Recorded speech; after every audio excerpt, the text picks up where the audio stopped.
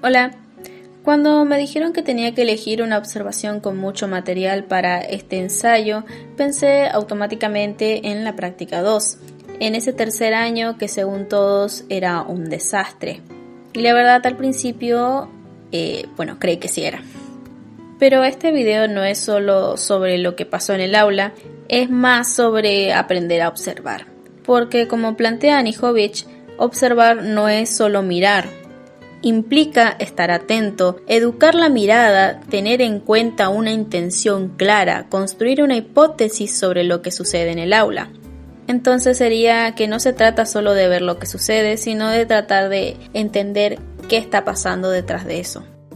Para comenzar, antes de entrar siquiera al aula, nosotros escuchamos comentarios de todo tipo sobre estos chicos, que eran terribles, que no hacen nada, que son unos maleducados. Incluso la profesora de prácticas nos dijo, les va a servir para formar carácter, a mí y a mis dos compañeras que íbamos a ir a ese curso. Fue muy poco alentador, sinceramente, y hasta daba como una especie de miedo, porque iba a ser nuestros primeros acercamientos a un colegio secundario. Pero a medida que empecé a observar, esa idea empezó a cambiar.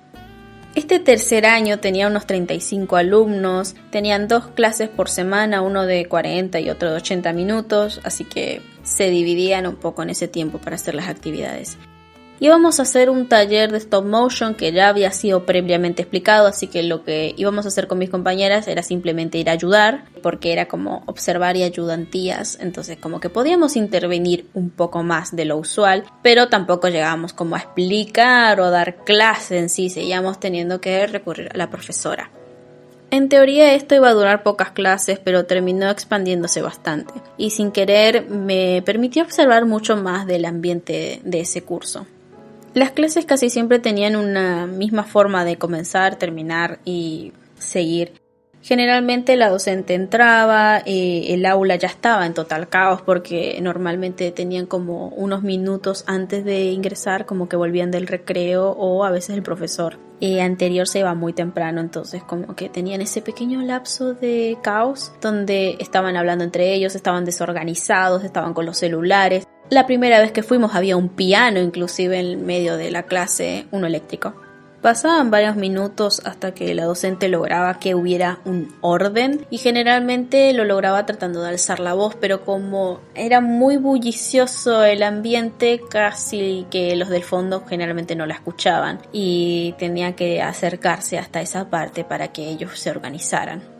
Los grupos estaban formados por alrededor de 5 alumnos por cada uno. Tenían un tema general para el aula en sí, que trataba del cuidado de la casa común, y en base a ello debían tratar algún tema distinto cada uno. Y luego estaba esto que estaba impuesto, la técnica con la cual la iban a expresar, ya sea dibujo, pintura, mosaicismo, modelado en plastilina. Y a base de eso el proceso iba a estar captado en un stop motion hasta el final. La actividad a primera vista es más cercana hacia los alumnos porque implica el uso del celular, porque hacen grupos y porque tienen una técnica que usualmente no trabajan, que en este caso es el stop motion. Pero siento que la imposición de los grupos en sí, los integrantes, causó muchos roces entre varios, porque causó hasta la separación de algunos grupos, y esto causó también el retraso de varias veces de la actividad, ya que se notaba que o no querían realizar la actividad o no querían estar con esos compañeros realizando la actividad.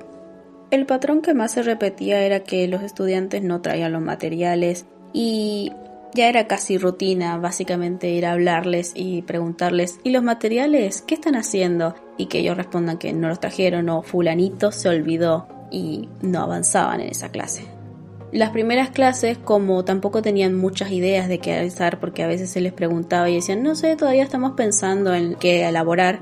Varios grupos estaban en ese caso, exceptuando 2, y si no estaban haciendo parte de la actividad, probablemente estarían en el celular haciendo alguna otra actividad, como estar scrolleando en Instagram, jugando inclusive en algunos casos. Entonces Para que esto no sucediera, se aplicó que ellos realizaran una otra parte del stop motion que sería más como un storyboard o un guión de qué elaborar, que obligaba a los alumnos a pensar en qué idea van a elaborar. Entonces varios empezaban a charlar entre ellos, a buscar una idea, ya que ahora sí estaban como más vigilados o tenían que hacer una actividad más simple con una hoja de papel. Entonces los alumnos estaban más entretenidos.